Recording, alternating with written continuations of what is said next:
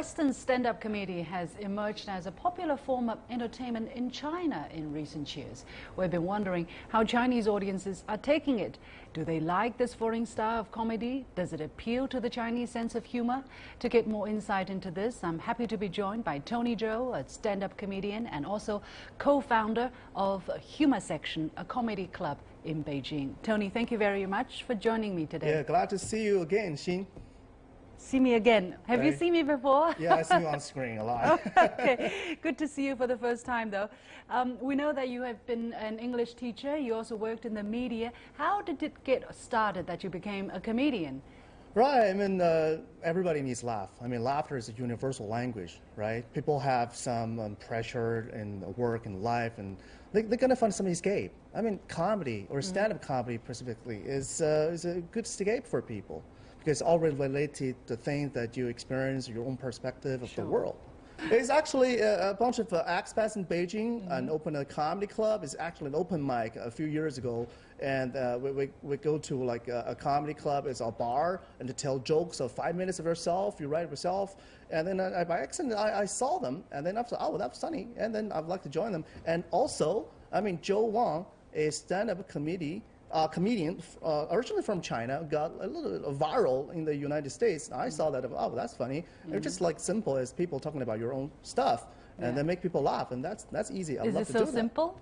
Yeah, it appears simple, but actually once you did it, it's fine. Wow, oh my God, that's just so challenging. Yeah, how do you come up with your jokes? I mean, okay, you do it both in English and in Chinese, right? But I'm more interested in the English jokes that you do. For instance, when you perform to a group of audience in Ireland or in the United States, how do you prepare? What's the process? Well, actually, you can't, like as a stand-up comedian, you mainly talk about yourself, your perspective about the world, and that's all. What I mean, most audience expect to know about. They're curious about your world, your insight, your take. But you can't just cater to everybody. So you just talk about your things that you experience. You hopefully you'll resonate with people who understand. Like when you travel abroad and perform to them, you have to relate to the local audience well, which means the reference is a little bit different.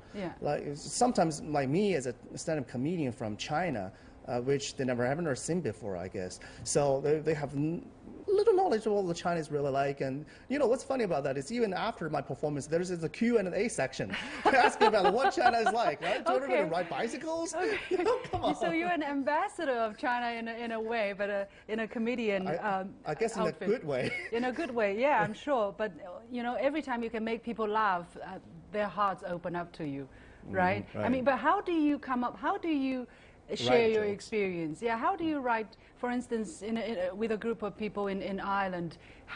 What jokes did you tell? How did you? I mean, just make fun of them, and they love to be made fun of.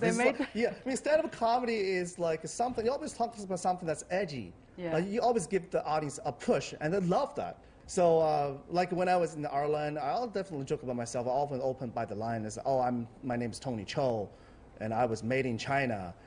And they laugh. Yeah, and there's laughter because they know everything was made in China. And also, I stepped into the bar in Ireland because I don't know the local culture. That I've never been to Ireland before. Then I said, I don't know about the local culture, but I think everybody is drunk now.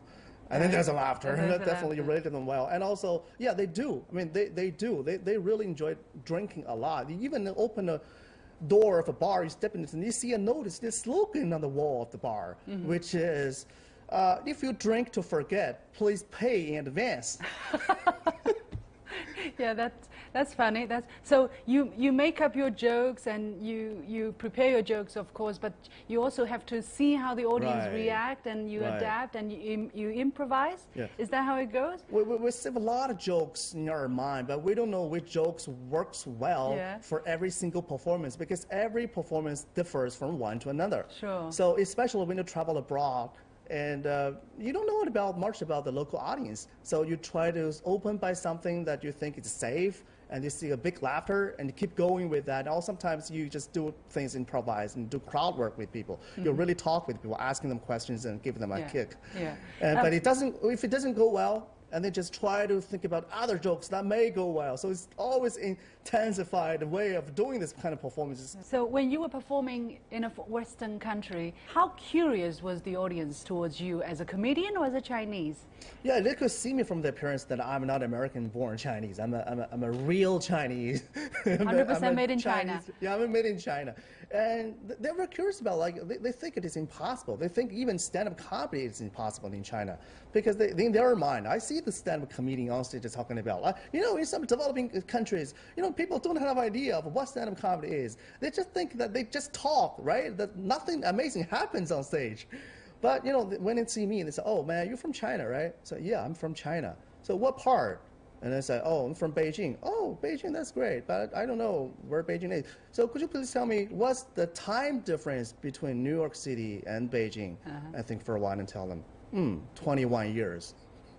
What do you mean? Why 21 years? It's because a different way of thinking. We're not talking about 12 hours or 10 hours, 8 hours. I'm talking about 21 years. So that's something that they didn't expect. Was there an embarrassing moment? I mean, it's risky because you go out there, you stand and you experiment on the audience, right? Whether whether your jokes are successful, are funny, or whether your jokes are not funny.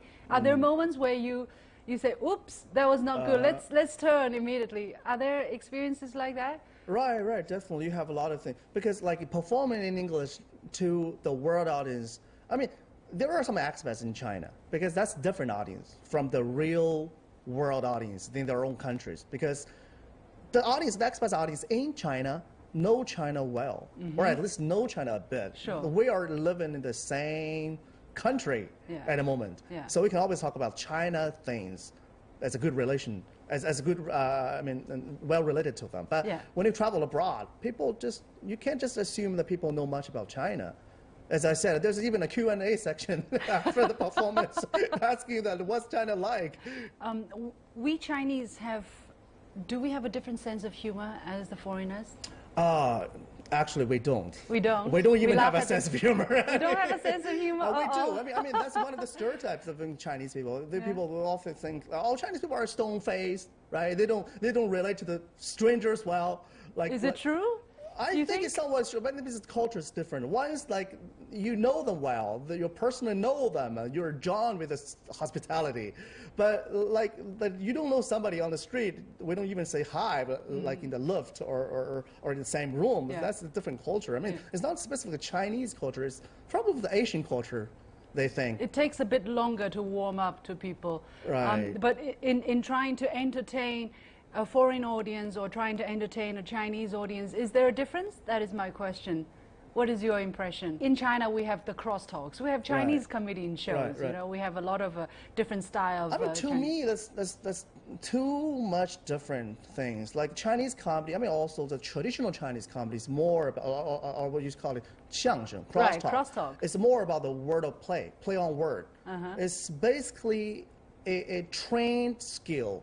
Like they're crazy about like the students from receive the training from a very young age, from a master. A lot of tongue twisters. A lot of tongue twisters. Acting, singing, right. Yeah, dancing. But there's not necessarily is like one short joke after another. So the Western audience coming to China watch the Chinese comedy just get lost because they don't know what's happening there. So there's no, maybe they're gonna 5 minutes of setting up. There's no punchline. What's going on? And everybody enjoy that. So it's different. No, there's a lot of cultural things hidden in the crosstalk. I mean, you cannot understand the Chinese. Just like if I listen to Seinfeld, the most famous stand-up comedian. I mean, I can laugh at some of his jokes, but a lot of it is lost because I didn't grow up in that because in that you culture. have different lives. Yeah, and also there's references like the popular references, like the musicians or sub-series or the a lot of things the American audience don't have to be explained. They would understand it. Right. But for 相声, that's different. That's different. It's not only about the reference; it's about the form of art. It's also it's more about storytelling. Yeah. It doesn't necessarily make you funny all the time. But which is so different from stand-up comedy. Stand-up comedy is a fast food culture, right? I throw something and expect something back. Yeah. It's a very risky way of doing comedy. Because everybody knows if you fail or make it. But for xiang, first of all, it's mostly acted by two men, right? So it's kind of like a safe art of performance. And also, it just, they just show off their skills, and people appreciate that. This is like you do your thing and let's just watch it. But for stand-up, you have to really relate to the audience live. Yeah. And that's real. That's realism in the stand-up comedy. You talk about politics a lot. You joke about, for instance, the U.S. President Donald Trump a lot. On my show, on my video. On your show, on your video. Why do you choose to do that? Because, you know, it's a worldwide focus. Everybody is talking about the election in the States, and people all want to know that what might be the direction of the States in the whole world, because it's uncertainty. So, yeah. What was your last joke about Donald Trump? No, I received an interview from a CNN, and they asked me, what do Chinese people think about Donald Trump? I don't know. I just can only speak for myself. I said, like, politicians in China always play safe. But Donald Trump is this guy who's over straightforward, right? He's like the bad guy. He's like the guy who goes for a blind date and open by asking the girl, would you like to have sex with me? You know, that's Donald Trump to me. Really? And did the reporters find it funny? Yeah, they reported. And not reported to the government, but they just get a release. Yeah. This is also a totally new subject in China. I mean, satire with a political favor to it. You want to continue doing that? You have a plan to? You think it's a future to explore? Or? I'm not sure about the Chinese market because, you know, but for our comedy club, humor section, it's growing at an astonishing rate for the past 3 years. I mean, like in China, we're talking about Chinese audience. Actually, Chinese audience is a very complicated concept. It was like when I was in Ireland, people asked me, oh, what's the weather like in China? Well, man, you're talking about the weather in Europe, in the entire Europe. I mean, China is too huge to be the same. You can't ever expect the one single thing. You just can't think it as simple as the Chinese audience, because China has like first cities of Beijing, Shanghai, also have like second tier cities, and also have the rural areas, which the audience are so much different. I mean, like even in a country where people only drink tea, Starbucks can make it. So stand-up comedy has a chance, has an opportunity. And we have an increasing number of Chinese students going overseas and study and working experiences overseas. They are our target audiences. Do you do stand-up comedy to Chinese-speaking audience as well, in Chinese?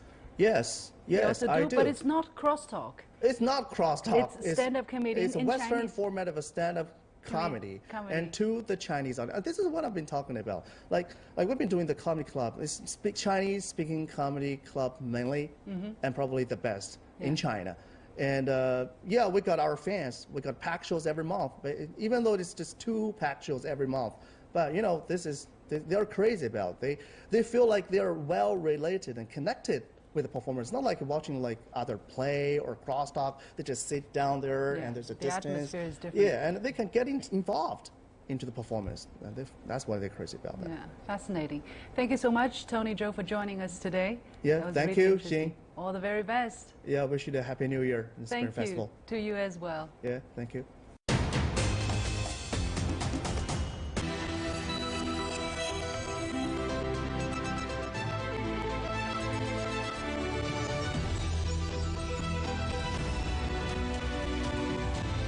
This is CGTN, China Global Television Network.